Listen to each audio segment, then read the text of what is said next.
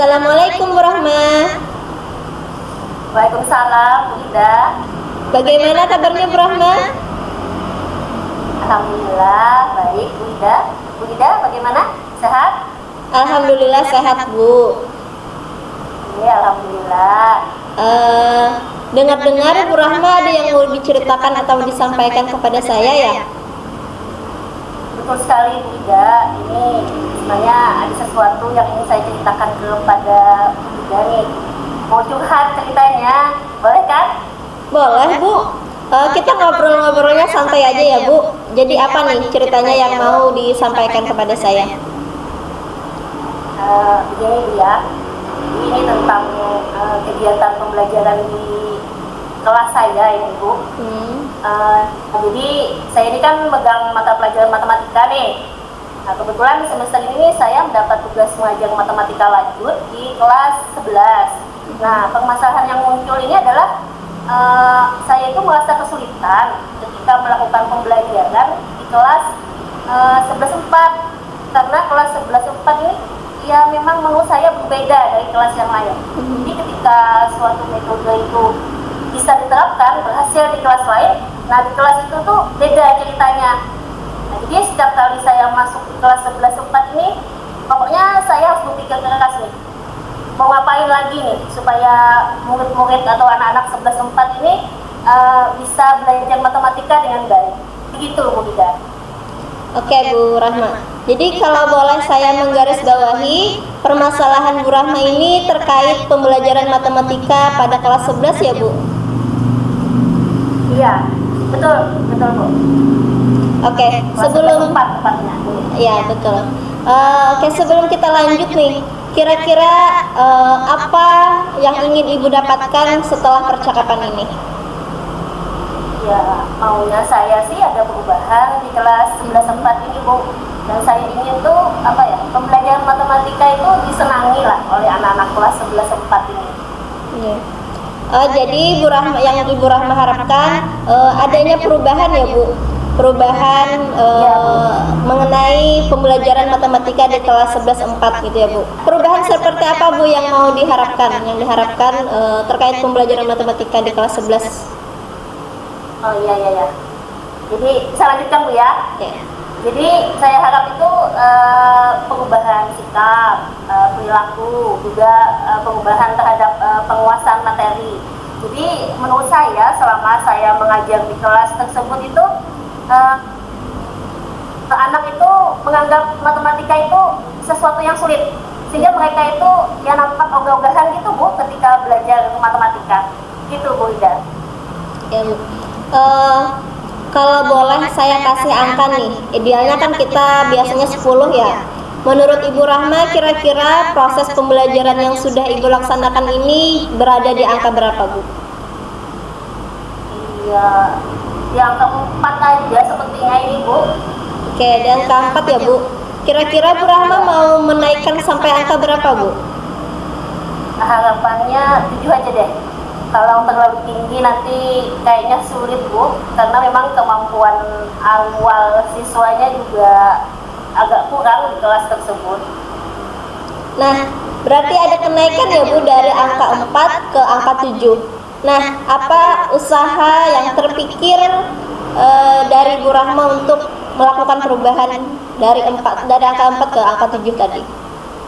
Iya, sebenarnya saya ini sampai sekarang ya Bu ya masih memikirkan dan terus mencoba berbagai variasi pembelajaran dengan harapan kelas anak-anak 11.4 ini bisa menyenangi pembelajaran matematika.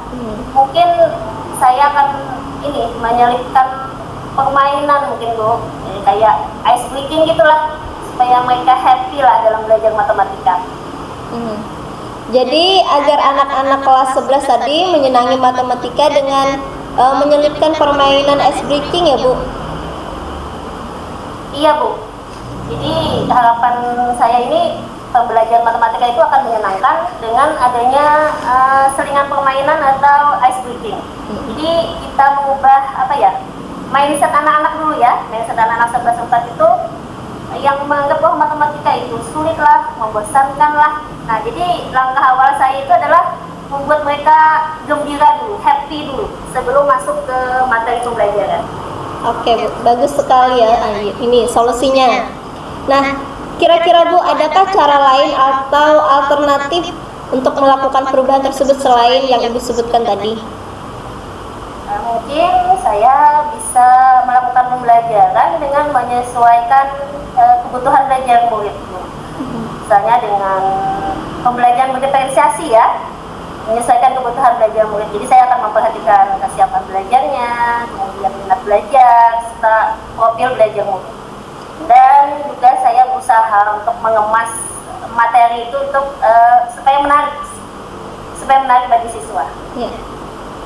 Oke Bu, jadi selain menyelipkan permainan dan ice breaking, Ibu juga akan menerapkan pembelajaran berdiferensiasi ya Bu? Betul Bu Ida. Nah, kira-kira dari rencana Bu Rahma tadi yang sudah disebutkan tadi, apakah rencana-rencana tersebut memerlukan dukungan atau support dari sekolah kah, rekan sejawat kah, dan sebagainya? Pasti Bu, ini memerlukan dukungan kan, terutama untuk sarana prasarana. Misalnya media presentasi, ada sound system lah, laptop, ada HP, wifi, dan lain-lain. Jadi berarti saya harus ini koordinasi lah ya dengan Wakasek sarana prasarana untuk hal ini. Jadi intinya nanti untuk mendukung rencana Ibu tadi, Ibu akan melakukan kolaborasi ya Bu, kolaborasi dan mungkin komunikasi juga dengan Wakasek sarana prasarana atau Sarpras ya Bu. Nah, kira-kira kapan nih rencananya mau direalisasikan atau mau dikerjakan rencana ini? Secepatnya lah Bu, lebih cepat lebih baik ini. Gitu Bu. Oke Bu, bagus sekali ya Bu Rahma. Jadi dari pembicaraan atau percakapan kita hari ini, apa yang Ibu Rahma dapatkan? Ya, saya membuat gambaran ini Bu untuk mengadakan perubahan lah di kelas 11-4 ini, terutama supaya siswa menyenangi matematika. Saya akan menyelipkan permainan-permainan ice breaking. Kemudian saya juga berusaha melaksanakan pembelajaran dengan memperhatikan kebutuhan belajar murid dengan pembelajaran berdiferensiasi. Dan saya juga harus koordinasi nih dengan Wakasek sarana prasarana untuk mendukung hal tersebut. Nah, alhamdulillah ya Bu, dari percakapan kita ini akhirnya Bu Rahma mendapatkan gambaran bagaimana membuat perubahan khususnya pada pembelajaran matematika agar dapat menyenangkan dan bisa disenangi oleh murid kelas 11 ya Bu.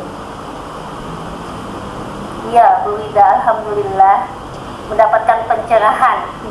Alhamdulillah. Nanti saya tunggu ya Bu kabar baiknya seperti apa nanti progresnya, bisa diceritakan lagi kepada saya bagaimana Ibu saat melakukan rencana aksi itu.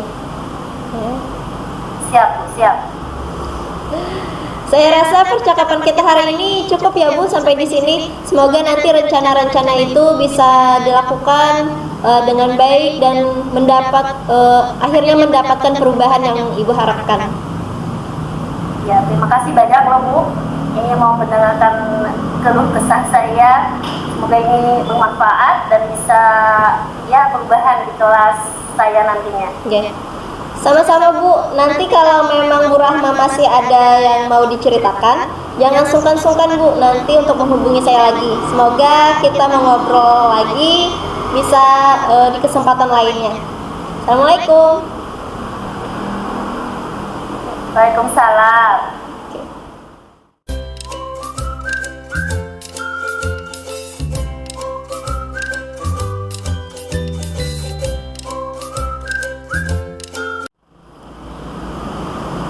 Assalamualaikum Bu Ida.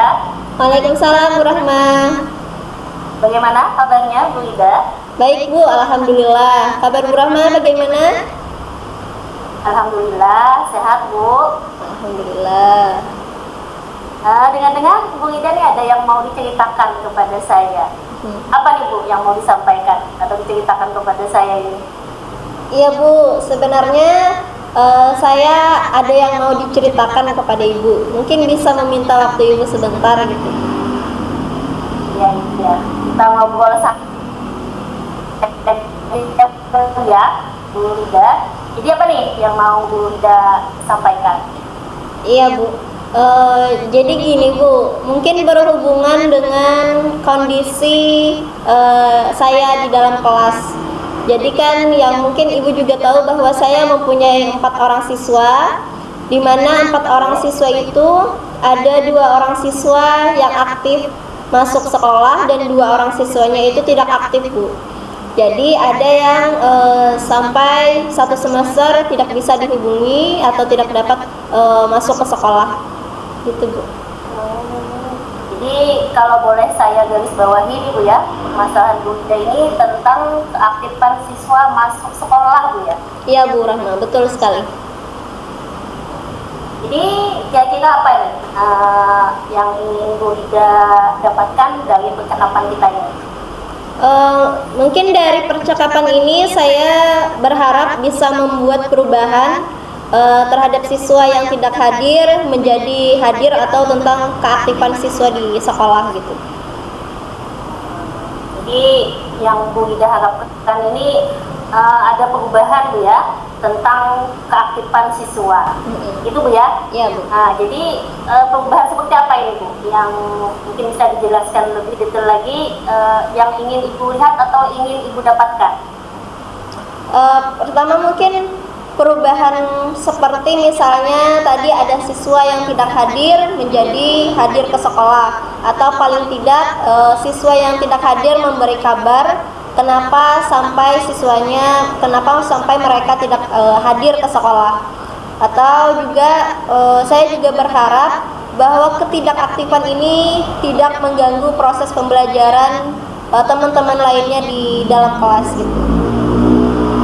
Oke, jadi misalnya nih Bu ya, kalau kondisi ideal kelas itu kita beri angka 10. Nah, menurut Bu Ida, kondisi kelas Bu Ida tentang keaktifan siswa ini berkisar pada angka berapa Bu Ida? Mungkin masih berkisar di angka 5 ya Bu Rahma. Angka 5 Bu ya. Nah, kira-kira dari angka 5 ini Bu Ida mau meningkatkan ke angka berapa nih Bu? Mungkin ke angka 8 ya Bu. Saya juga tidak berekspektasi terlalu tinggi karena memang mungkin kondisinya bisa jadi tidak memungkinkan anak-anak itu masuk dan aktif ke sekolah. Oke, jadi dari angka 5 ke angka 8 Bu ya. Ya. Kira-kira nih usaha apa nih yang bisa Bu Ida lakukan supaya bisa meraih angka 8 tadi? Kalau usaha ya Bu, mungkin sampai sekarang masih saya pikirkan juga. Salah satunya usaha itu pertama berkomunikasi dengan orang tua. Jadi dengan adanya komunikasi itu saya berharap mengetahui penyebab apa yang terjadi sehingga anak-anak ini tidak masuk ke sekolah dan tidak ada keterangan. Jadi agar siswa itu aktif hadir ke sekolah, Ibu akan melakukan komunikasi Bu ya dengan orang tua terkait penyebab ketidakhadirannya tersebut Bu ya. Iya. Betul Bu. Jadi saya rencananya akan berkomunikasi terlebih dahulu dengan orang tua. Setelahnya kita mengetahui penyebabnya seperti apa, lalu maka kita carikan solusi bersama bagaimana caranya anak ini bisa masuk ke sekolah dengan setiap hari. Selain alternatif tadi itu Bu, apa ada mungkin alternatif lain yang Ibu pikirkan nih untuk melakukan perubahan ke angka 8 tadi Bu? Iya Bu, sebagaimana yang saya sebutkan di awal tadi bahwa saya berharap dengan ketidakaktifan ini tidak mengganggu proses pembelajaran, maka saya lakukan untuk melakukan pembelajaran secara daring terlebih dahulu. Jadi siswa yang memang tidak bisa masuk ke sekolah tetap akan saya berikan pembelajaran meskipun melalui daring ataupun WA dan sebagainya. Jadi selain dengan komunikasi dengan orang tua, jadi Ibu akan melakukan pembelajaran daring Bu ya, bagi siswa yang tidak bisa hadir ke sekolah tadi Bu ya. Betul Bu. Ya betul Bu Rahma. Oke. Nah dari rencana-rencana Bu Ida tadi, kira-kira Bu Ida nih memerlukan support atau dukungan dari siapa saja atau apa saja yang diperlukan gitu Bu? Mungkin yang saya perlukan pertama dukungan dari pihak sekolah ya Bu. Karena kalau memang situasinya tidak memungkinkan orang tuanya mengantar, maka saya berharap ada dukungan sekolah yang bisa memfasilitasi untuk mengantar jemput siswa-siswa yang tidak bisa hadir ke sekolah setiap hari. Mungkin itu Bu. Jadi dukungannya dari sarana prasarana Bu ya? Ya. Macam mobil antar jemput gitu ya? Ya betul. Mobil jemputan lah Bu. Sekolah. Okay. Ya. Terus kapan nih kira-kira Bu Ida merealisasikan rencana-rencana Bu Ida tersebut? Tentunya saya berharap ini bisa dilakukan secepatnya, karena saya berpikir makin cepat ini dilaksanakan juga makin baik untuk proses pembelajaran anak tersebut juga. Iya, bagus sekali Bu Ida ya dari percakapan kita ini. Jadi apa nih? Apa yang Bu Ida dapatkan nih dari percakapan kita hari ini? Dari percakapan kita hari ini, pertama saya mendapatkan gambaran ya Bu, gambaran bagaimana cara melakukan perubahan, khususnya tentang keaktifan siswa di dalam kelas. Tadi sebagaimana juga disampaikan bahwa untuk melakukan perubahan-perubahan itu dengan adanya komunikasi dengan orang tua, terus juga kita memberikan pembelajaran yang bersifat daring sehingga anak juga tidak tertinggal dalam proses pembelajarannya, dan juga tadi kita butuhkan sarana prasarana berupa mobil jemputan. Nah dari percakapan ini saya mendapatkan hal-hal tersebut Bu. Alhamdulillah ya Bu ya, dari percakapan kita hari ini Bu Ida bisa mendapatkan gambaran bagaimana meningkatkan keaktifan kehadiran siswa di sekolah Bu ya. Iya Bu, alhamdulillah. Nanti saya tunggu ya cerita dari Bu Ida nih, bagaimana perubahan di kelas setelah Bu Ida melakukan rencananya tadi, aksinya tadi. Itu Bu ya. Siap Bu, nanti saya sampaikan setelah ini saya realisasikan. Saya rasa cukup Bu Ida ya percakapan kita hari ini. Semoga rencana-rencana Bu Ida bisa berjalan dengan lancar, sukses, dan sesuai dengan yang kita harapkan. Amin. Sekali lagi saya mengucapkan terima kasih banyak Bu atas waktunya yang telah meluangkan kepada saya, sehingga kita bisa dapat berkomunikasi nih, sehingga saya juga bisa mengeluarkan keluh kesah saya terhadap kondisi di kelas saya. Terima kasih banyak Bu. Sama-sama Bu, nanti kalau ada cerita lagi jangan sungkan-sungkan menghubungi saya, kita berbagi cerita, saling ngobrol Bu ya. Nah, di lain kesempatan mungkin demikian Bu ya, kita tutup pembicaraan kita. Assalamualaikum. Waalaikumsalam.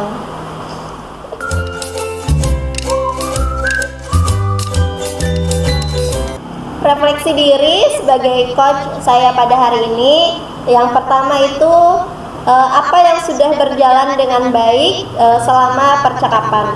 Jadi selama percakapan ini menurut saya sudah berjalan baik dan sesuai dengan alur Tirta, yaitu tujuan, adanya identifikasi, adanya rencana aksi, dan tanggung jawab.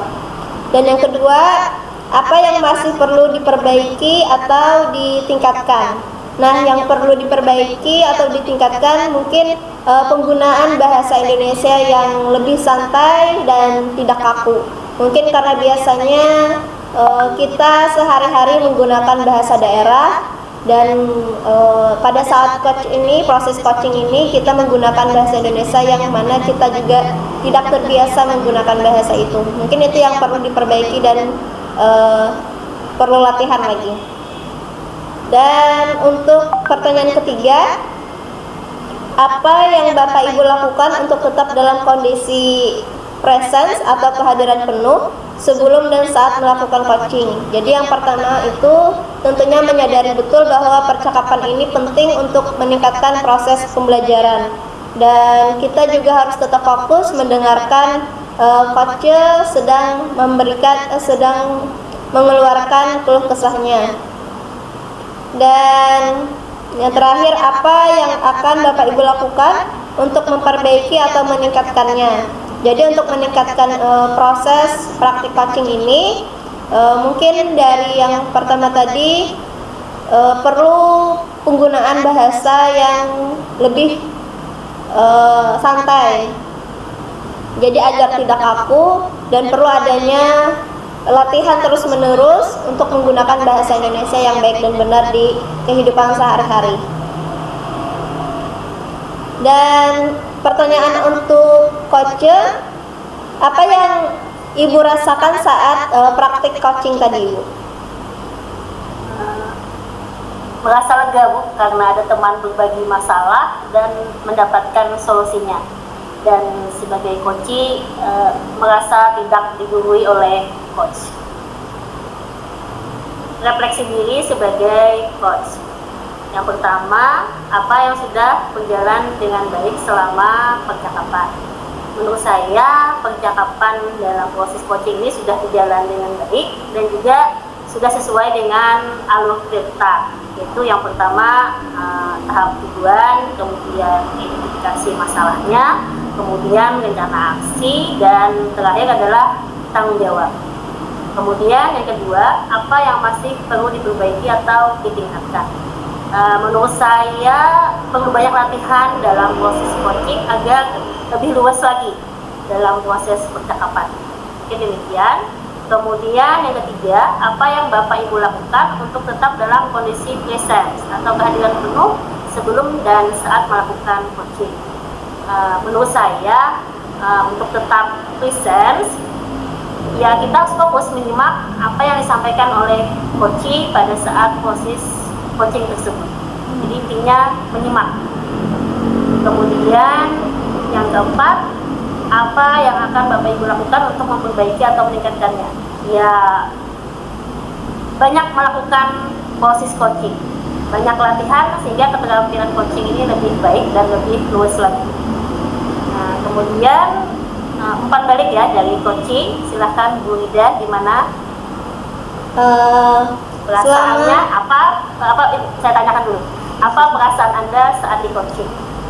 Perasaannya tentunya lega ya, Bu, karena merasa beban selama ini tuh bisa terungkap melalui percakapan yang santai tadi, dan merasa juga tidak digurui dan sebagainya. Jadi agak plong setelah melakukan percakapan tadi.